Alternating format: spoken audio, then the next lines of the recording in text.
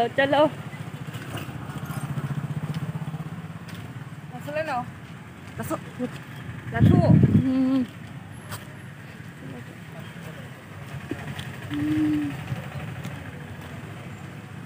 बिटिनि कलेजाव दंफैयो जोङो दा लोगोफोर थांगोरबाय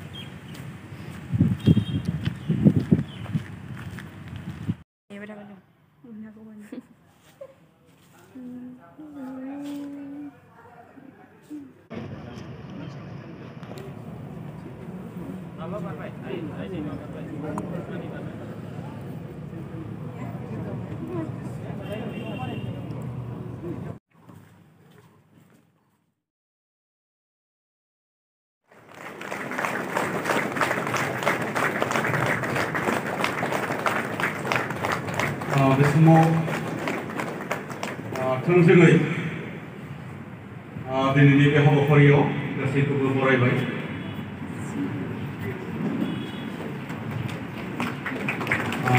फुंबिलिनि गासैनिसिमबो खुलुमनाय बावहरबाय एबसुनि बानजायनायनि गेजेरजों special orientation programme for civil service examination दिनै बे बिजनी कलेजनि वीरेन्द्रगिरि बसुमतारी ऑडिटोरियम हॉलाव जों खुंनो लादों आरो दिनैनि बे हाबाफारियावनो बाहागो लानो हानाय एबसुनि मानिजाथाव आफादगिरि मुंशी दीपेन बर' बिथां and we are very lucky we have here guests from Bekon IAS New Delhi, respected Sri Jatinder Kumar, Director and Faculty.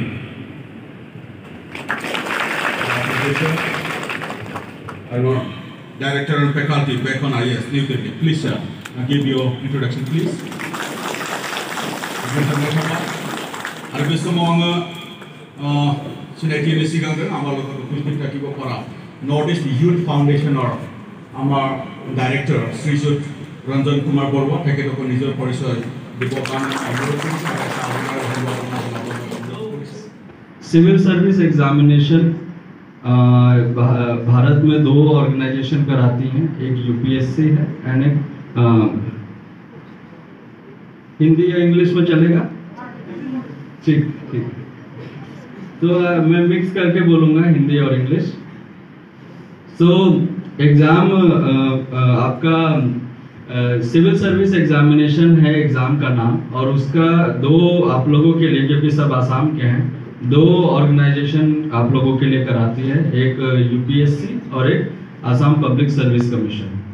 उसका वो बहुत सारे एग्ज़ाम कराती है, और एक सिविल सर्विस एग्जाम में भी बहुत सारे पोस्ट होते हैं, जैसे कि अगर हम यूपीएससी की बात करें तो आईएएस है, आईपीएस है, रेवेन्यू सर्विस है, फॉरेन सर्विस है, फिर रेलवेज की सर्विसेज हैं, पोस्टल सर्विस है, ट्रेड सर्विस है, ऐसे बहुत सारे करीब 20-22 सर्विसेज हैं जो आप उस एग्जाम को अगर क्लियर करेंगे तो आप लोग उस सर्विस के लिए आप एलिजिबल हो जाएंगे। फिर आपका जो रैंक आएगा उसके हिसाब से आपको जो आपका प्रेफरेंस रहेगा वो आपको अलॉट किया जाएगा। जैसे अगर आपका प्रेफरेंस आईएएस में है और आपका अगर अच्छा रैंक आया तो आपको आईएएस मिलेगा, अगर आपका अच्छा नहीं आया तो आईआरएस मिलेगा। और आईएएस आईपीएस में भी कार्डर सिस्टम होता है। कार्डर सिस्टम मतलब कि एक ऑफिसर जो है वो सिलेक्ट होने के बाद किसी एक पर्टिकुलर स्टेट में उसकी पोस्टिंग हो जाएगी। जैसे मेरा अगर कहा जाए तो मैं आसाम मेघालय कार्डर का हूँ, ठीक है। इसी तरह अगर हम आसाम पब्लिक सर्विस कमीशन की बात करें तो उसमें भी बहुत सारे सर्विसेज हैं। जैसे आपका आसाम सिविल सर्विस है, ACS, APS, then Assam financial service है, आसाम लेबर की कुछ सर्विसेज हैं, ऐसे बहुत सारी सर्विसेज होती हैं। उसमें भी जिस तरह के आपके रैंक आएंगे उस हिसाब से आपके प्रेफरेंस के हिसाब से मिलेगा। अब सिविल सर्विस और बाकी सर्विस में क्या डिफरेंस है? सिविल सर्विस का मतलब होता है कि आप लोग किसी पर्टिकुलर डिपार्टमेंट के सर्विस नहीं होते हैं।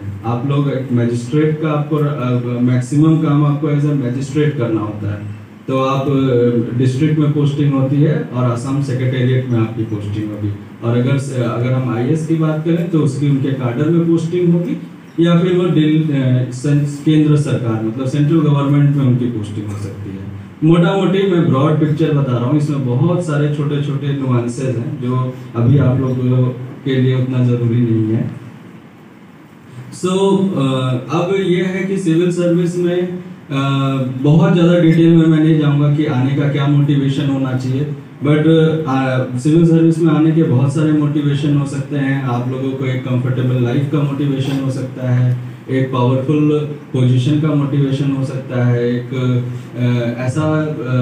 ऐसा पोजीशन जिसमें आप लोग कुछ कंट्रीब्यूट कर सकते हैं सोसाइटी के लिए, उस तरह का मोटिवेशन हो सकता है। जैसे मैं आपको छोटा सा चीज़ बताना चाहूँगा कि लास्ट अप्रैल में हम लोगों ने यहाँ चिरांग डिस्ट्रिक्ट में ही सारे स्कूलों में एलपीजी कनेक्शन करवाया है और करीब 121 आंगनबाड़ी बनवाया है। तो ये जो मुझे अपॉर्चुनिटी मिला सिविल सर्विस में आने के बाद कि मैं इस तरह का काम कर सकूं, शायद वो मुझे किसी और तरह की सर्विस में नहीं मिलता। बट आप लोगों का मोटिवेशन कुछ भी हो सकता है सर्विस में आने का।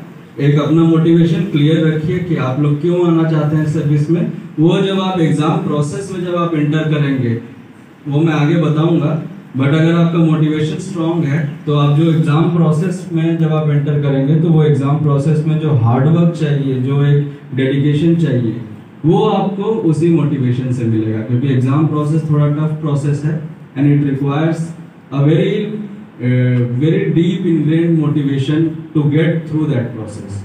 वो सारी इसमें है, क्योंकि बहुत सारे नाम है वो ACS APS का होता है, लेकिन दिल्ली अंडमान निकोबार, दिल्ली एंड अंडमान एंड निकोबार, उसके लिए भी यूपीएससी से सिलेक्शन होता है। Pondicherry police services, Pondicherry civil services, इसके लिए भी यूपीएससी से सिलेक्शन होता है। ये लेकिन बी ग्रुप सर्विसेज आती हैं, एडमिनिस्ट्रेटिव सर्विसेज है लेकिन B group services. ICS officer from Assam. You know, this ICS, IAS, ACS officers make the highest rank, highest administration of the country. In the state, they become chief secretary, which is as far as the chief minister of the state. In the country, in India, they become the cabinet secretary, which is the highest rank in the country. Union Home Secretary or Cabinet Secretary are very high-ranking positions, taken by the Indian Administrative Service officers. The third Secretary General of the United Nations, he comes from Burma, Myanmar, erstwhile Burma.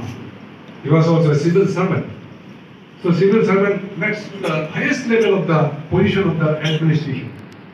So when we talk about which post is the highest post in the world, we can call it the Secretary General of the United Nations is the highest ranking position and post in the world. Because under the फरायसाफ्रा आवगायबोनांगौ, नाजाथाबनांगौ। Bye. Let's go.